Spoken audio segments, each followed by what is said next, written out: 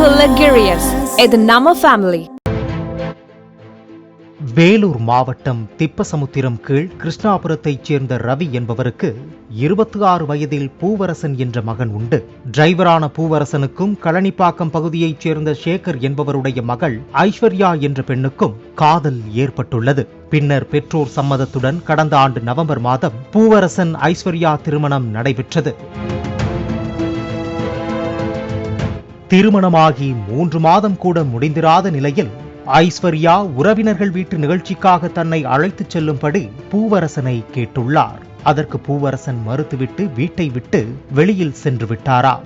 சிறிது நேரம் கழித்து பூவரசன் வீட்டுக்கு வந்தபோது ஐஸ்வர்யா தூக்கு போட்டு உயிரை மாய்த்து கொண்டுள்ளார். இதனால் அதிர்ச்சியடைந்த பூவரசன் ஐஸ்வர்யாவை மீட்டு ஆம்புலன்ஸ் மூலம் சிகிச்சைக்காக குடியாத்தம் அரசு மருத்துவமனைக்கு கொண்டு சென்றார். அங்கு டாக்டர்கள் பரிசோதனை செய்துவிட்டு ஏற்கனவே ஐஸ்வர்யா இறந்து விட்டதாக தெரிவித்தனர். திருமணமாகி 3 மாதமான நிலையில் காதல் மனைவி தற்கொலை செய்து கொண்டதால் பூவரசன் மிகவும் வேதனை அடைந்தார். மருத்துவமனையில் கதறி அழுத அவரை உறவினர்கள் ஆறுதல் கூறி வந்தனர்.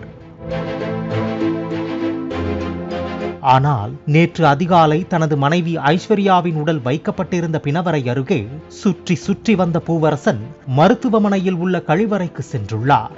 பின்னர் அங்கிருந்த கழிவறையை சுத்தம் செய்யும் திரவத்தை குடித்து உயிரை மாய்த்து கொண்டார்.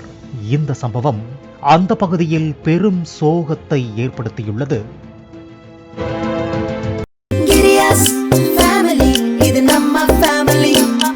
அன்புள்ள கிரியஸ், இது நம்ம ஃபேமிலி.